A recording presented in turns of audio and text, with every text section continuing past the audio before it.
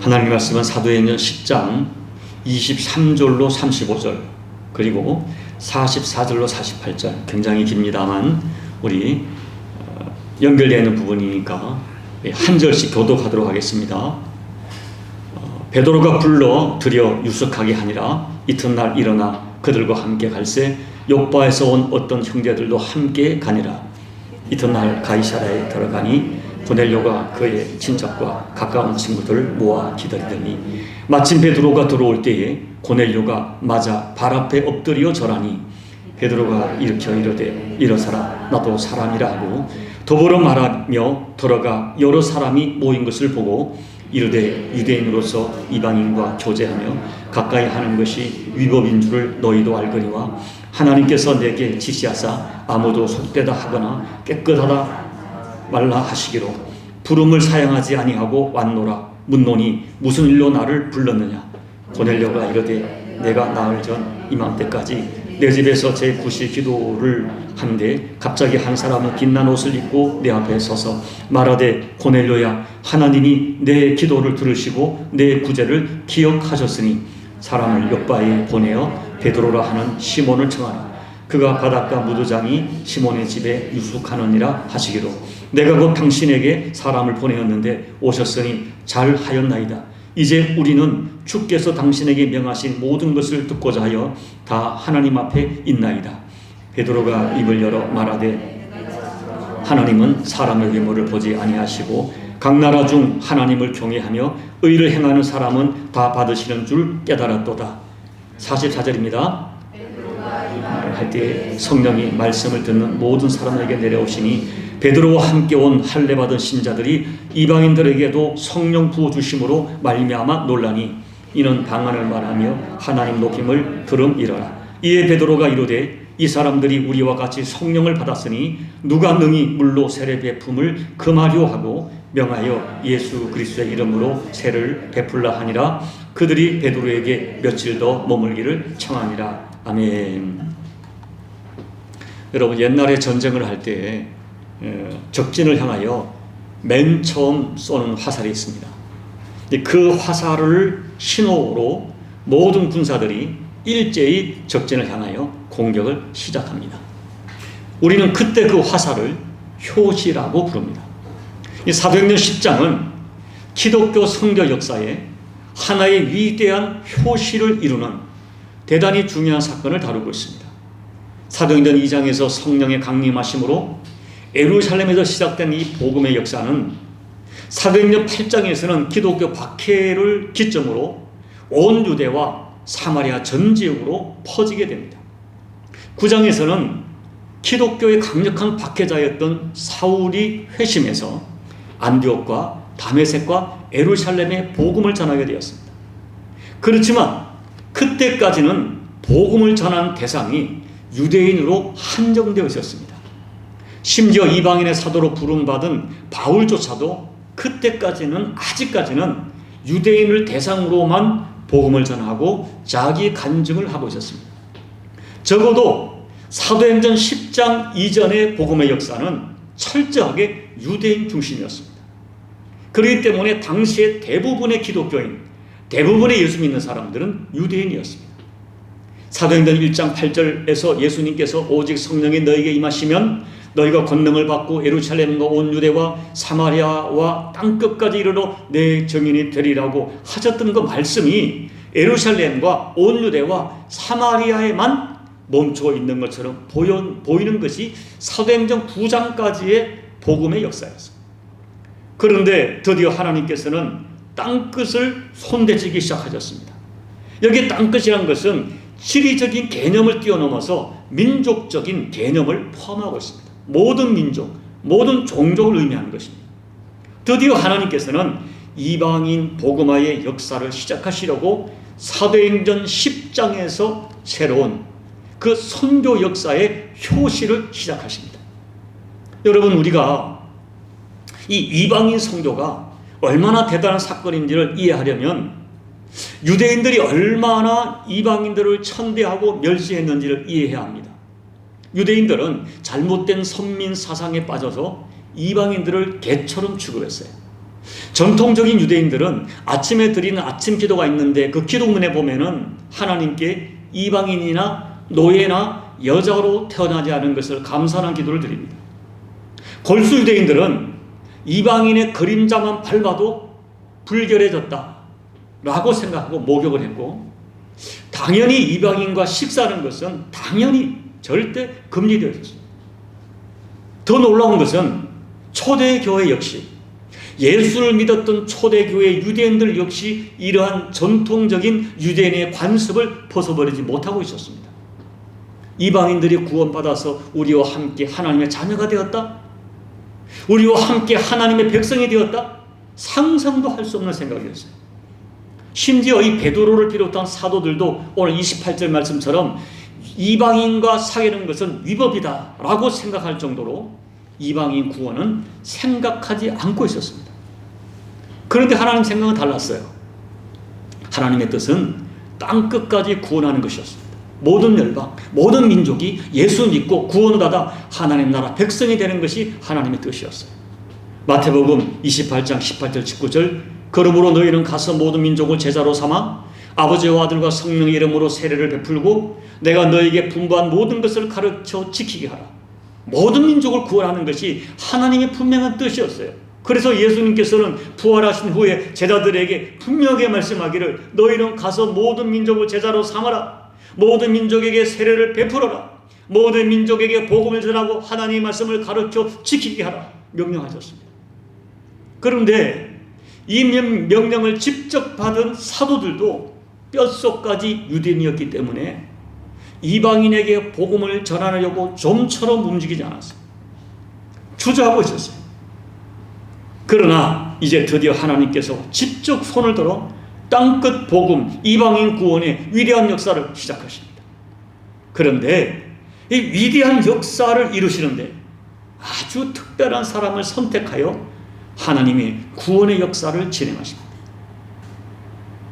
여러분께 이미 말씀드렸지만 성경의 역사는 전적으로 구원의 역사입니다. 모든 역사와 모든 사건을 기록한 것이 아니라 하나님의 구원에 필요한 역사만을 기록합니다.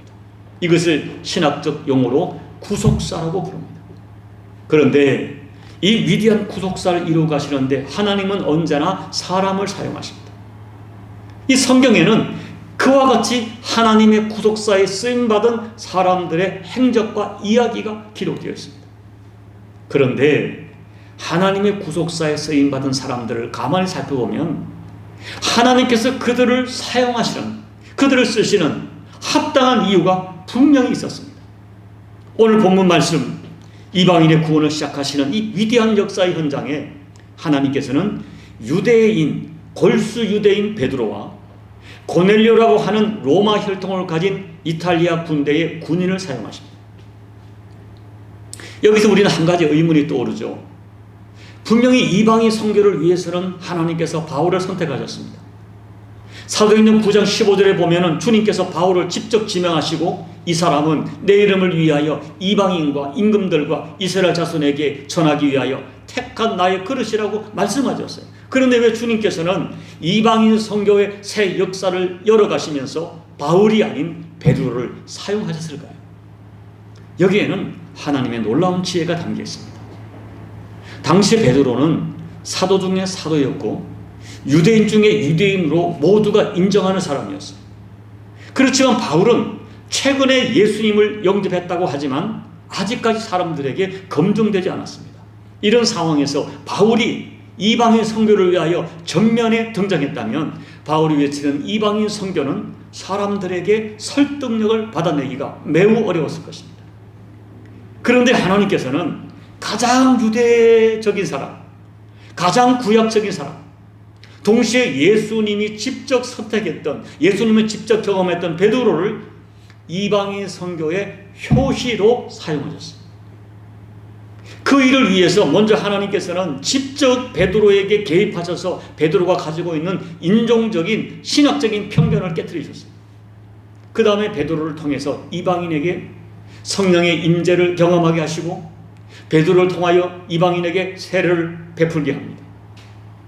그리고 이 모든 과정을 주도한 베드로의 입술을 통하여 예루살렘 교회와 유대인들에게 하나님께서 이방인에게 구원의 역사를 허락하셨다고, 이방인에게 성령이 임한 것을 내가 보았다고 간증하게 하십니다. 그렇게 베드로가 이야기하니까 모든 사람들이 이방인 구원을 순수하게 받아들였고 이방인 선교의 새 장이 열리게 되었어요.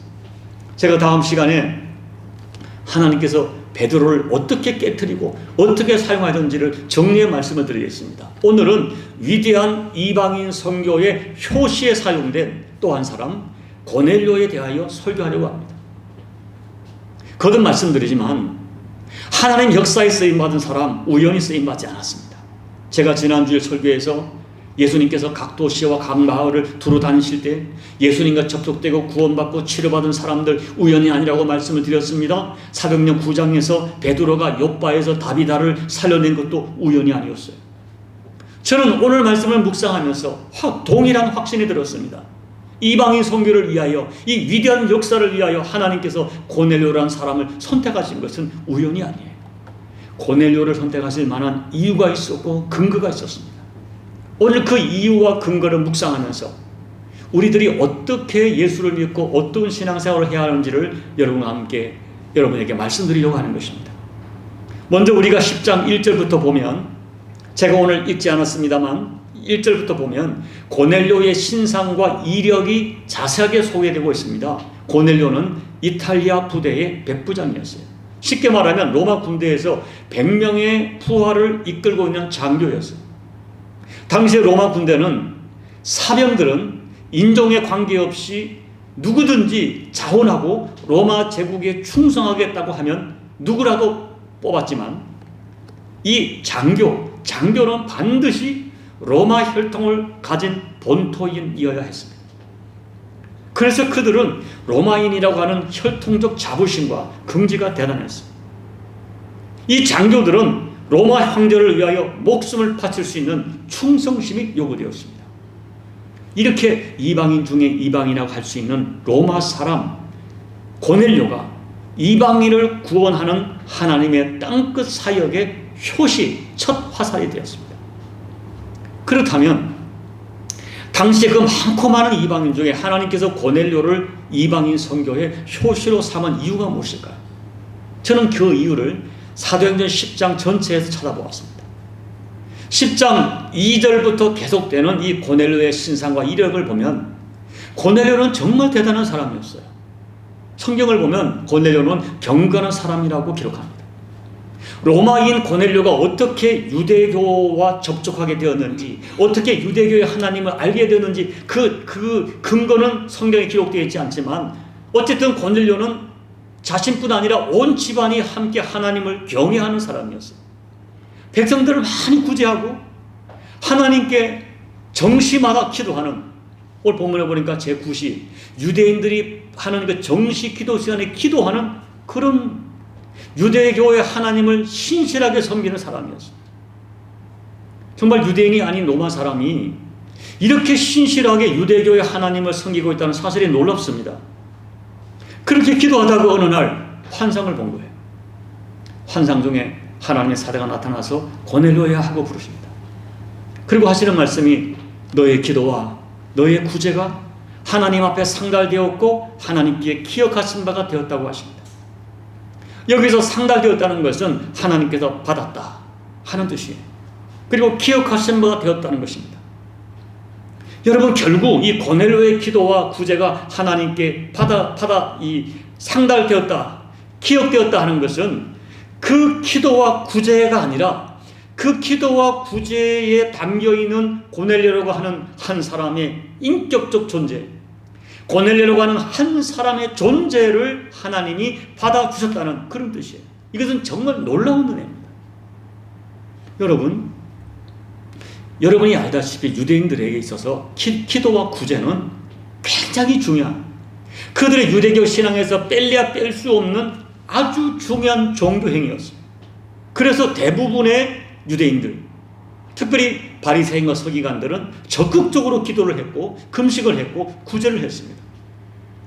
그런데 성경이 뭐라고 말합니까? 그들이 그렇게 열심히 구제를 하고 기도를 하고 금식을 했지만 하나님께 상달되고 하나님이 기억하시고 받아주시는 기도와 구제는 많지 않았습니다.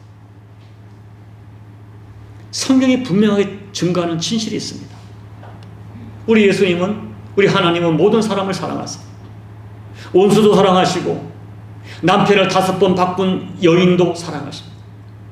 현장에서 가늠하다가 잡혀온 여인도 용서하시고 받아주셨습니다.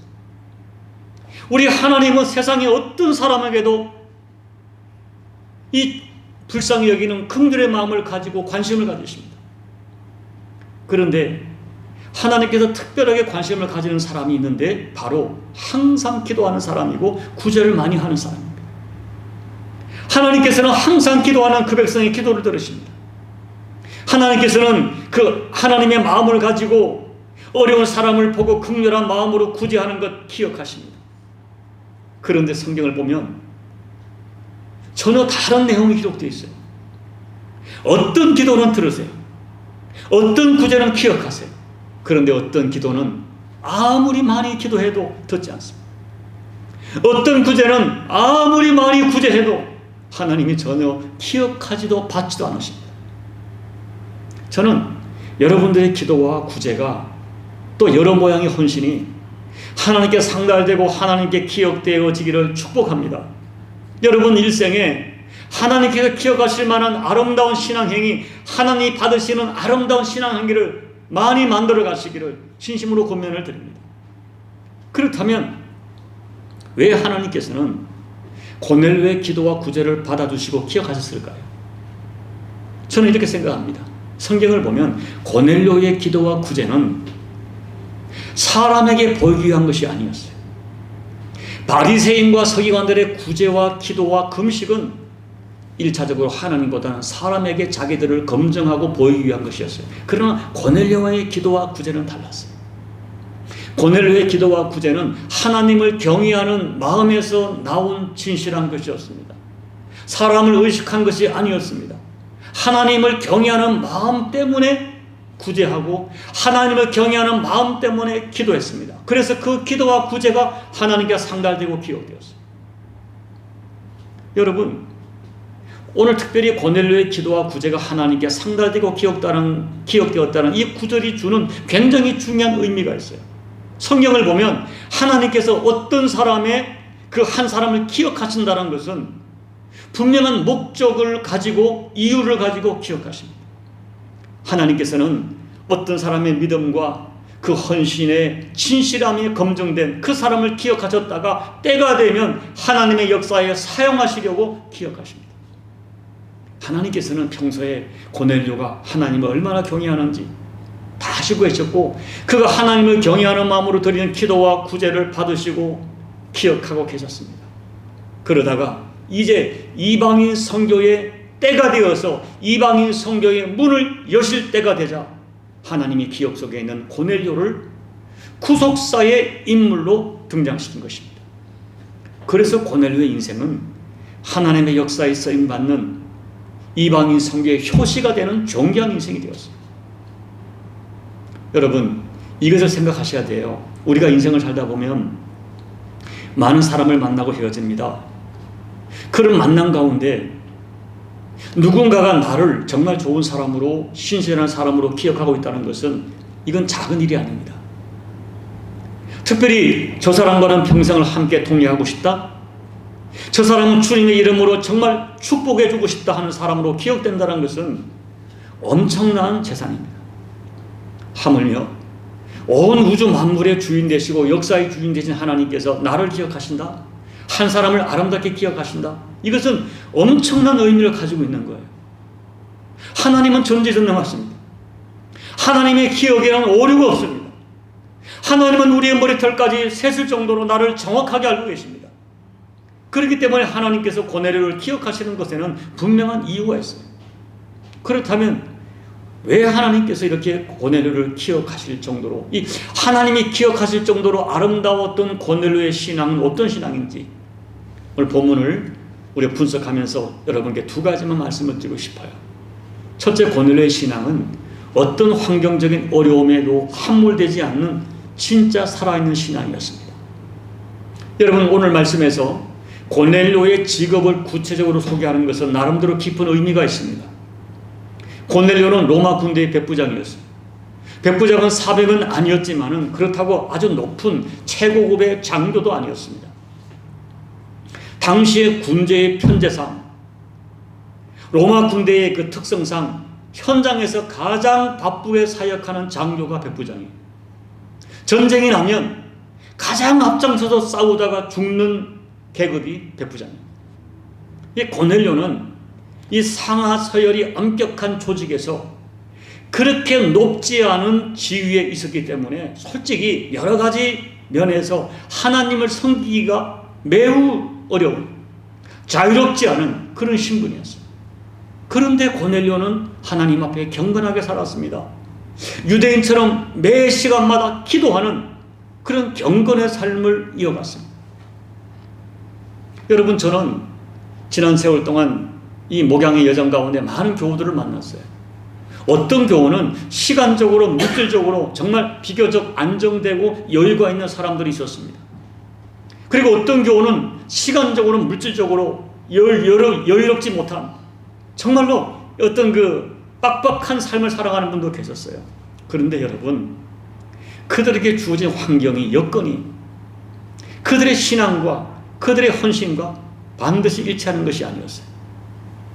시간이 여유가 있고 물질이 여유가 있다고 그들 하나님이 기억하시는 그런 헌신을 하는 것이 아니었고, 또 어떤 성도들은 자신의 환경과 여건이 정말 빡빡하고 긴장되었지만 놀랍도록 하나님 앞에 헌신한 사람이 분명히 있었습니다. 물론 여러분, 우리들의 환경과 여건이 우리 신앙과 헌신에 영향을 주는 것 100% 틀린 것은 아닙니다. 우리에게 주어진 환경이 어느 정도 신앙생활에 영향을 주는 것은 맞습니다. 그런 면에서 오늘 당시의 백부장이라고 하는 직업으로 볼 때에 고넬료는 자기가 하는 일에 생명을 걸어야 하는 매우 긴장된 조직에 매여 살아가는 사람이었습니다. 더군다나 조직의 문화가 하나님을 섬기는 데 호의적이지 않았습니다. 당시의 로마 사람들은 유대인들에게 호의적이지 않았습니다. 그리고 대부분의 로마의 군인들, 백부장의 이미지는 유대인들에게 인정사정 없는 그런 포악한 이미지였어요. 더군다나 자기들이 지배하는 그 지배 민족의 종교를 섬기는 것을 누가 호의적으로 받아들이겠습니까? 아마 이런 조직의 분위기 속에서 고넬료는 동료 백부장이나 부하들에게 멸시와 조롱을 받았을지도 모릅니다. 상관으로부터 주의 조치를 받았을 것입니다. 솔직히 당시에 백부장이라는 직업이 기독교 신앙과 어울리지 않는 직업이었어요. 그런데 성경은 고넬료가 경건한 사람이었고 하나님께 기억되도록 그의 기도와 그의 구제가 아름다웠다고 성경에 기록하고 있습니다. 여러분, 거듭 말씀드리지만 고넬료가 언제 어떻게 하나님을 알게 되었고 어떻게 하나님을 섬기게 되었는지 언급하지 않습니다. 그렇지만 분명한 것은 하나님을 알고 하나님을 섬기게 되면서 고넬료는 정말 경건하게 살았어요. 남의 수하에 있고 군인이라고 하는 환경적 제약 요소가 많았지만 정규적으로 기도드리며 살았어요. 백부장이라고 하는 많지 않은 월급을 받고 사는 직업인이었지만 많이 구제하며 살았습니다. 고넬료의 모든 행위에는 하나님을 향한 진심이 담겨 있었어요. 그래서 하나님이 기억하는 인생이 되었습니다. 이것이 얼마나 놀라운 축복인지 모릅니다. 여러분, 참 신앙은 하나님을 경외하는 것에서 출발합니다. 이 경외한다는 이 단어는 하나님을 정말 사랑하는 사람에게 나타나는 마음 상태를 표현한 것입니다. 신앙은 하나님을 경외하기 때문에 함부로 살지 않는 마음입니다. 그렇기 때문에 하나님을 경외하는 것이 최고의 하나님 사랑입니다. 하나님을 경외하는 사람들은 여러분 억지로 하나님 섬기지 않아요. 의무적으로 하나님을 섬기지 않아요. 하나님께 인정받으려고 구제하고 기도하고 11조 드리고 주일 성수하는 것이 아닙니다. 하나님 사랑하기 때문에, 예수님 사랑하기 때문에 기도가 되고 구제가 되는 거예요. 하나님을 경외하다 보니까 물질의 매임에서 자유하게 되어 하나님께 마음껏 드리며 살게 되는 것입니다. 여러분, 제가 기억하는 우리 선배, 우리 선대의 우리 대한민국, 조국 대한민국의 믿음의 선조들은 조금 배우지 못했지만, 많이 가난했지만 하나님을 경외하고 예수님을 사랑하는 마음이 어린아이 같았어요. 정말 그들은 순수했어요. 어린아이 같은 마음으로 하나님을 경외했어요.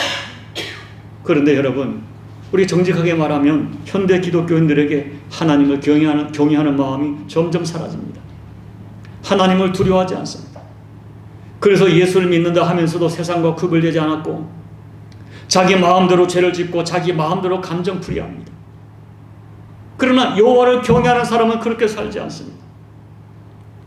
정리하면 고넬료에게 주어진 환경은 하나님을 섬기는 데 호의적이지 않았습니다. 그러나 고넬료는 정말 하나님을 사랑하고 경외했기 때문에 환경에 지배당하지 않았고 진심으로 하나님을 경외하며 살았습니다. 그 결과가, 하나님을 진심으로 경외하는 결과가 항상 기도하는 것과 많은 구제로 나타났습니다. 그리고 온 가족이 하나님을 섬기게 되었고, 심지어 집안의 종들까지 하나님을 경외하는 것으로 나타났습니다. 고넬료는 진짜 하나님의 살아계심을 믿었습니다. 그래서 진짜 경건의 모습이 나타났습니다. 그것이 하나님께 기억되었고 마침내 세계 선교 역사의 효시로 쓰임받게 된 것입니다. 둘째, 고넬료에게는 하나님을 향한 갈망이 있었어요.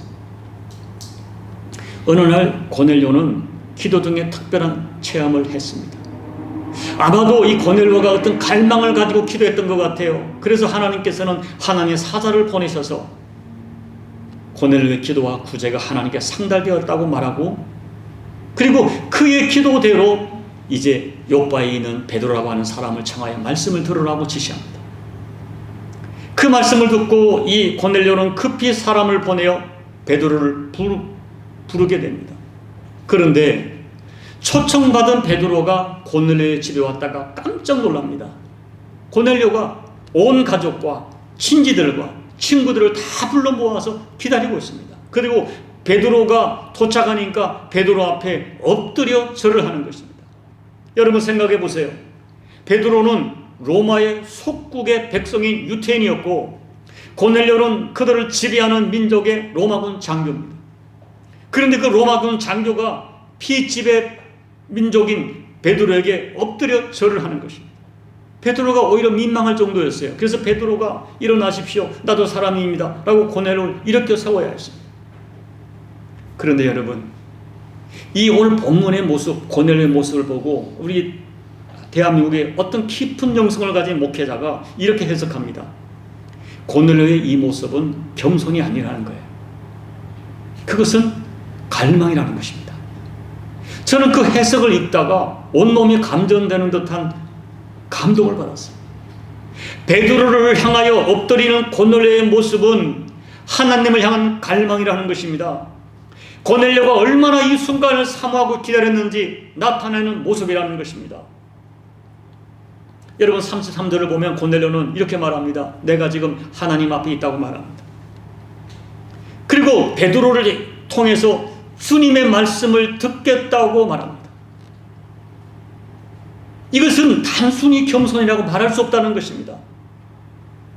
고넬료의 모습 자체에서 하나님 향한 갈망이 그대로 드러나는 것입니다. 하나님을 향한 갈망이 베드로 앞에 엎드리게 했습니다. 내가 지금 하나님 앞에 서 있다고 고백합니다. 그때 베드로가 너무 큰 충격을 받았어요. 그리고 말합니다. 야, 하나님은 사람을 외모로 취하지 않는구나.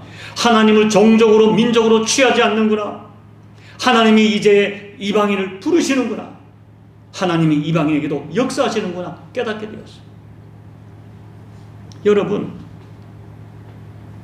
꼭 기억하셔야 돼요. 신앙은 태도입니다. 신앙은 종교 행위가 아니에요. 신앙은 태도예요. 내 안에 있는 신앙은 반드시 외적인 태도로 나타납니다. 내 심령 안에 하나님을 향한 갈망이 있다면 그것은 숨길 수가 없습니다. 특별히 우리가 주목해야 할 것은 하나님을 향한 진심과 갈망이 사람을 대하는 태도에서 나타났습니다. 고넬료의 심령 안에 있는 하나님을 향한 갈망은 2절 말씀을 보면 온 가족에게 나타났습니다. 고넬료가 하나님을 경외하고 하나님을 갈망하기 때문에 가족을 대하는 태도가 달랐습니다.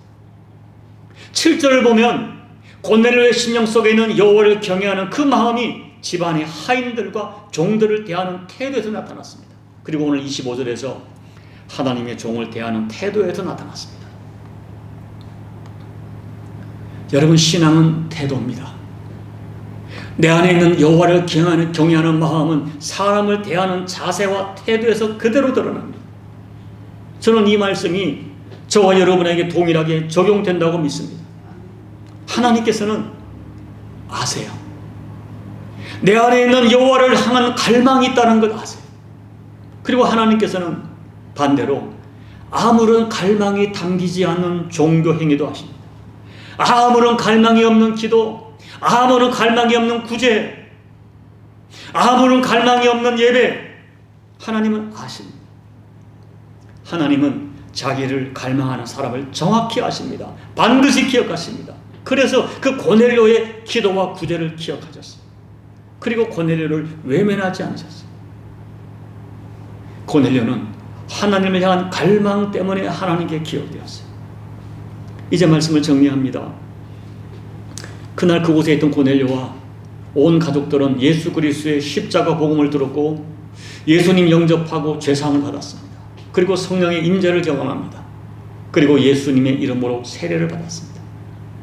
드디어 이방인을 향한 효시의 화살로 고넬료가 역사에 쓰임받게 된 것입니다. 사랑하는 여러분, 저는 하나님께서 인정해 주시고 기억하는 인생이 그 인생이야말로 진짜 성공한 인생이라고 확신합니다. 많이 기도하고 많이 헌신한다 해도 하나님이 기억하지 아니하는 기도와 헌신은 아무 의미가 없습니다. 분명한 것은 모든 기도, 모든 봉사, 모든 헌금이 하나님께 다 기억되고 상달되는 것이 결단코 아닙니다. 오직 여호와를 경외하는 참 믿음에서 드려지는 기도, 그와 같은 구제, 그와 같은 헌신, 그와 같은 헌금이 하나님께 상달되고 기억됩니다. 오늘 여러분은 여러분 자신이 하나님 앞에 어떤 사람으로 기억된다고 생각하십니까? 어떤 사람이 여러분의 이름을 하나님께 올려드린다면 하나님께서 여러분의 이름을 어떤 사람으로 기억하신다고 생각하십니까? 하나님을 경외하는 마음과 하나님에 대한 갈망은 반드시 우리 태도로 나타납니다. 그 갈망이 있다는 것 하나님이 정확히 아십니다. 하나님 우리 중심을 아십니다. 그래서 고넬료가 기억되었습니다. 저는 저와 여러분의 인생이 정말 여호와를 경외하는 마음과 갈망이 살아있어 하나님께 기억되는 그런 인생이 되기를 바랍니다. 그리고 여호와를 경외하는 마음과 갈망에서 나오는 기도와 구제와 예배와 헌신이 여러분에게 이루어져서 하나님께도 기억되어지고 오늘 고넬료처럼 주변 사람들에게 선한 영향을 끼치는 저와 여러분의 복된 인생이 꼭 되시기를 예수님 이름으로 축복합니다. 아멘. 우리 함께 말씀을 기억하면서 통성으로 기도하겠습니다. 사랑하는 여러분, 이 세계 선교 역사의 효시로 사용된 고넬료는 우연히 사용된 것이 아니었습니다. 고넬료는 하나님을 정말 경외했습니다. 그리고 여호와를 향한 갈망이 있었습니다. 그 갈망으로 기도하고 여호와를 경외하니까 자연스럽게 이웃 사람들이, 연약한 자들이 불쌍히 여겨져서 구제를 했습니다. 사람에게 보이려고, 사람에게 자기 믿음을 증거받으려고 구제하고 금식하고 기도한 것이 아니었습니다. 하나님이 그 중심을 정확히 아시고 때가 되자 하나님의 역사에 아름답게 사용하셨습니다. 오늘 하나님은 저와 여러분을 아십니다. 내게 여호와를 경외하는, 하나님을 갈망하는 마음에서 나오는 그런 예배가 되고 헌신이 되고 믿음의 여정이 될 수 있도록 오늘 말씀을 기억하면서 우리 함께 기도하며 나가시겠습니다. 하나님 아버지 고맙고 감사합니다. 오늘 우리가 말씀을 통해 다시 한번 우리 자신을 아버지 앞에 올려드립니다. 아버지 하나님, 우리가 오늘 고넬료처럼 하나님이 기억하는 그 인생이 될 수 있도록 하나님 도와주십시오. 우리가 하나님 아버지 여호와를 정말 경외하기 때문에, 하나님 사랑하기 때문에, 나를 사랑하시는 예수님 사랑하기 때문에 그 마음에서 비롯된 헌신을 드려지는 저희가 될 수 있도록 도와주시길 기도합니다. 그리하여 고넬료처럼 우리의 기도와 우리의 헌신이, 우리의 모든 신앙 행위가 하나님께 기억되는 그 인생을 살아가는 저희가 될 수 있도록 아버지 하나님 도와주십시오. 아버지 도와주십시오. 하나님 아버지, 우리 심령을 공고해 주십시오.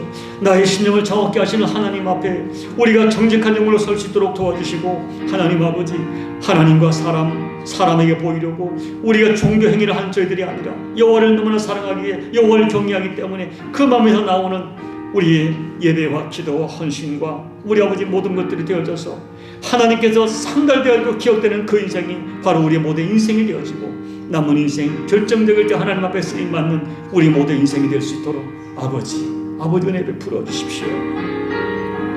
아버지 도와주십시오. 하나님 아버지 감사합니다. 오늘 세계 이방인 선교의 새 장을 열면서 하나님께서는 고넬료라고 하는 이방인을 사용하십니다.